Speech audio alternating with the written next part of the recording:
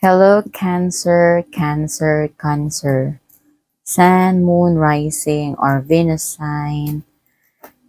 I hope na nasa maayos kayong kalagayan. So, this is your weekly reading for the month of August. So, kunin mo lang yung mga mensahe na makaka-relate ka. Isang tabi mo kapag hindi ka nakarelate. This is also a collective reading. Iba-ibang tao, sitwasyon, pangyayari yung makokollect na energy. So, asahan mo, hindi lahat is tutugma sa'yo. Pwedeng nga, din to timeless. Nangyari na, mangyayari pa lang, or nangyayari na. So, kunin natin yung iyong general energy. Cancer. Parang may conflict daw this week, this coming week. No, yung parang may hindi pagkakaintindihan, ganyan, or something na parang binubuli ka or nakakarinig ka ng hindi maganda nga sinasabi sa'yo, Cancer, ganyan, or parang meron ditong may nang-aabuso sa'yo sa relasyon. Ninyong dalawa, ikaw yung naaabuso, ganyan, no? So, yun yung general message mo. Excuse me. So, naman tayo ng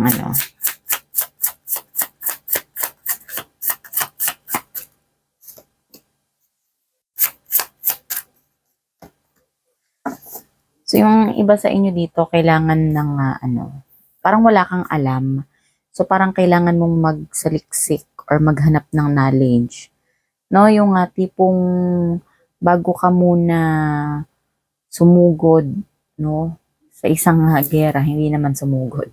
Yung bago ka merong kausaping tao, or kung meron kang pagsasabihan, maging masyado kang mapanuri, yung detalyado, yung alam mo, yung makatotohanan, yung sasabihin mo, no, doon sa tao. Kasi baka mamaya, mali-mali pala yung nasasagap mo na knowledge na nalalaman mo is mag-cause pa ng trouble. So, ganun.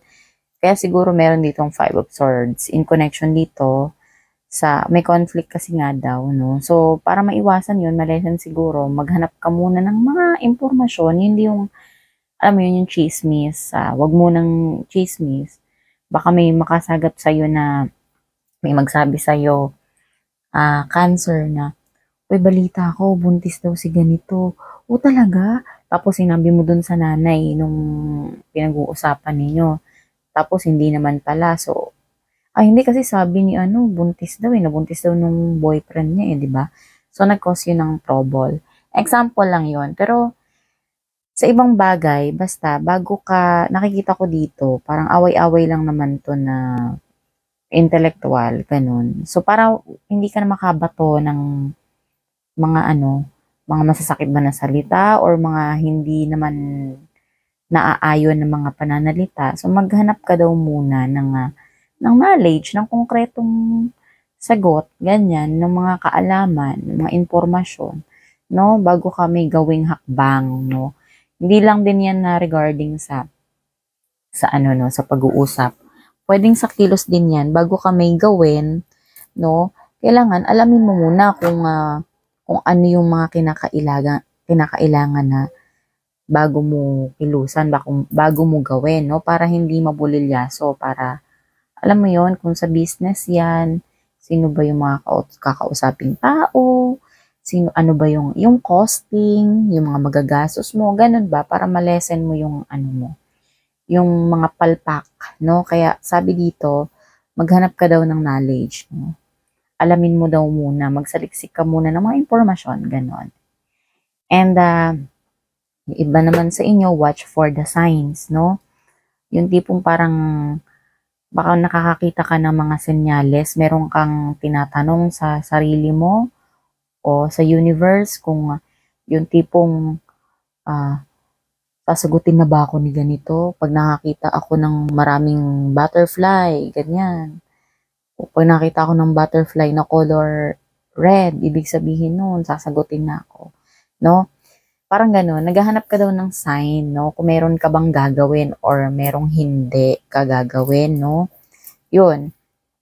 And regarding sa, kasi this is also a flower din at saka yung butterfly. No, parang may paglago din. Parang meron kang hinahanap na senyales para simulan yung isang bagay. Pero since may nakikita akong butterfly dito, is parang medyo nahihirapan ka pang magdesisyon. Ganon. Pero alam mo, nasa proseso ka kasi. Yun. Parang naman, may progreso doon sa parang iniisip mo. Ganon. Cancer. No? Yun, parang naghahanap ka daw ng ng sign, or hindi lang ikaw naghahanap ng sign, no? So, makikita mo din yung mga senyales doon sa mga tinatanong mo sa buhay. Like for example din, no, yung halimbawa, kung lagi na kayong nag-aaway ng partner mo, ganyan, or meron ng gulo palagi, isang issue lang lagi yung tumatakbo doon sa pag-aaway ninyo. So maybe yun na yung sign para alam mo yun na kausapin mo na yung person mo, ganyan, no? Tapos magsaliksik ka nga ng knowledge, sinasabi dito, no, bago mo aksyonan, yung tipong parang bago mo i-explain sa kanya is may pruweba ka. Parang ganon, no? Cancer. So, kuha naman tayo ngayon ng love messages.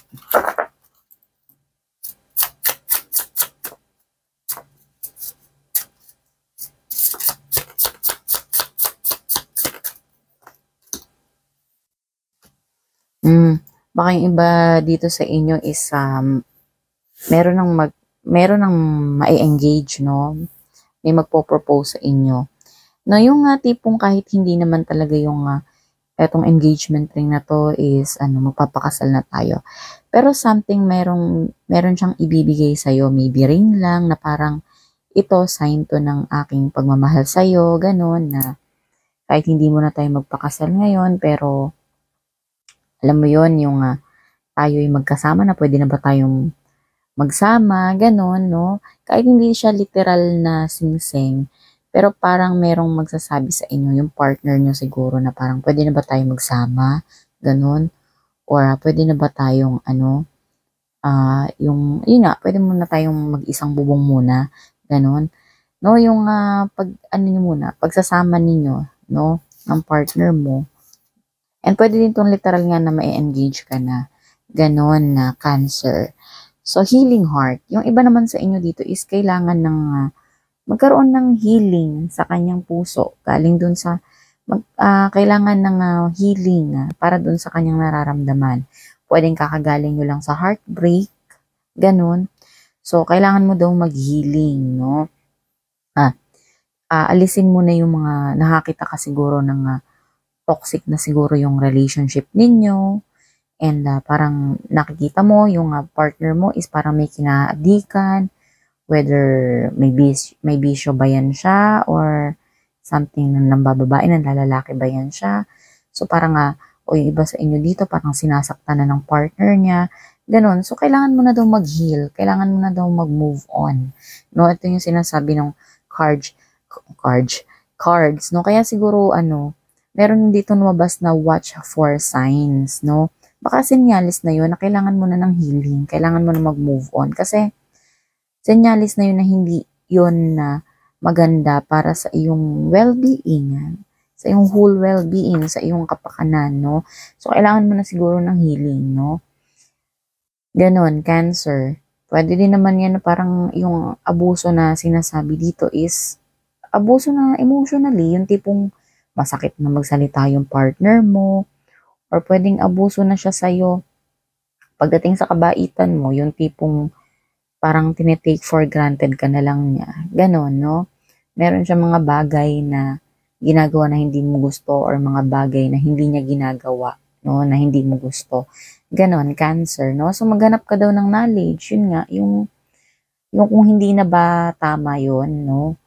Tsaka yung sign, no, na talagang red flags na ginagawa niya baka in near future is hindi na nga hindi na nga maganda yung mga pangyayari kung ngayon pa lang is parang ang dami niya ng red flags na ginagawa.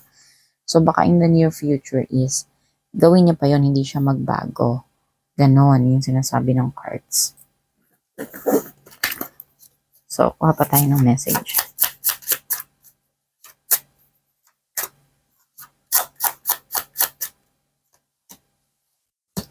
So, kaya mo daw yan, sabi ng cards, you can do it, no? Baka iniisip mo lang ngayon, Cancer, na parang, ay, mahal ko talaga siya, hindi ko siya malimutan, or something na parang, alam mo yon na, ayoko nang makipag-away, ayoko nang makipag-kompetisyon, no? Kahit na parang ang dami nilang ini-issue sa akin, no? Pero alam mo, sabi daw dito ng cards, kung ano man yung iniisip mo na parang nahihirapan kang magdesisyon, no? Kaya mo daw yan. You can do it, no? Akala mo lang hindi mo kaya. Akala mo lang siguro hindi mo kayang bumitaw. Pero kaya mo daw yan. Kaya, akala mo siguro hindi ka makakapag-move on. Pero kaya mo daw yan. Yung tipong, yung general energy mo is parang, yung meron kayong hindi nga pagkakaintindihan, ganyan, or something na parang kala siguro ng mga tao sa paligid mo is parang api-apihan ka lang, oo ka lang na oo sinasabi nila. Ganon yung parang tipong wala kang maisasagot sa mga issues nila sa'yo.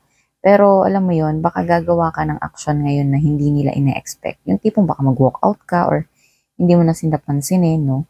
So akala nila ina-expect, yung you can do it is yung ina-expect nila na hindi ka ganon pero nagawa mo, no? Kumbaga, nabali mo yung expectation nila sa'yo. So you can do it, no? Kaya mo daw yon, yung mga bagay na ina-expect nila sa'yo na hindi mo kayang gawin, pero nakaya mo ka or kakayanin mo this coming days, no? Kaya mo daw yan. Yun dito, yun ang sinasabi ng cards. And don't do this today if you don't want to.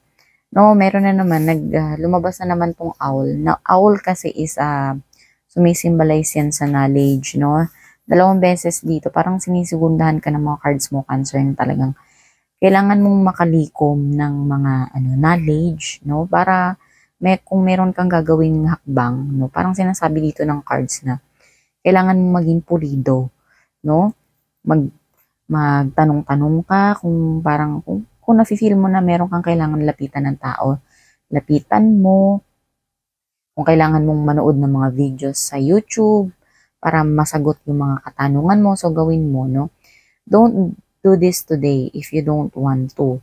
No? So, kung hindi mo daw prefer na, halimbawa, parang meron kang kailangan gawin ngayong araw, no? Pero parang wala ka sa mood na gawin yun. So, huwag mo na daw munang gawin yun ngayon, no? Kung feeling mo nga, parang kulang pa yung nalalaman mo para meron kang isa katuparan or gawin ngayon. So, huwag mo ipilit na para lang magawa mo yun is gagawin mo ngayon. So, wag daw muna ngayon. Wag mong ipilit kung hindi pa kaya ngayon.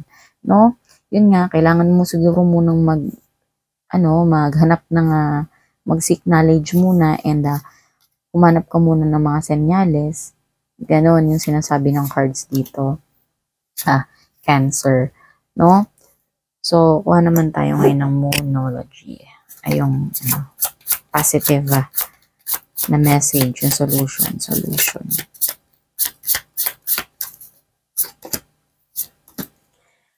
So, meron ka daw guardian, Cancer. Meron ka bang namayapa na minamahal sa buhay, ganyan? Or kahit ano yan, yung minamahal mo na mga alagang hayop na talagang tumanim sa puso mo, tumatak sa puso mo, no? Kasi sabi daw dito, a lost loved one watches over you.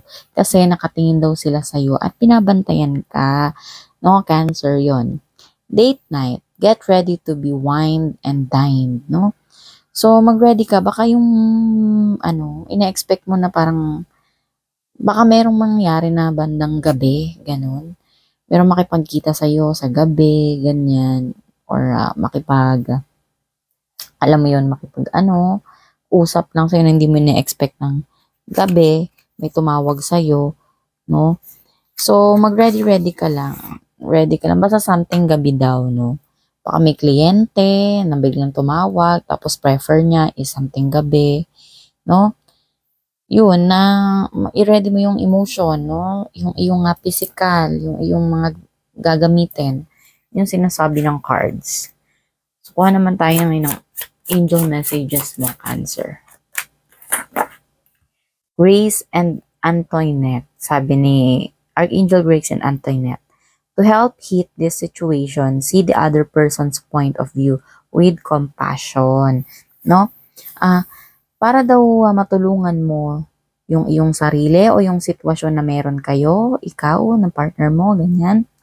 Tingnan mo daw yung point of view, yung sitwasyon ninyong pareho or ng partner mo nang may pakikiramay, no? Para maintindihan mo, ikaw din yung lumugar muna sa kanyang sitwasyon, no? Kung talagang ano ba siya, baka nahihirapan lang siya, ganun.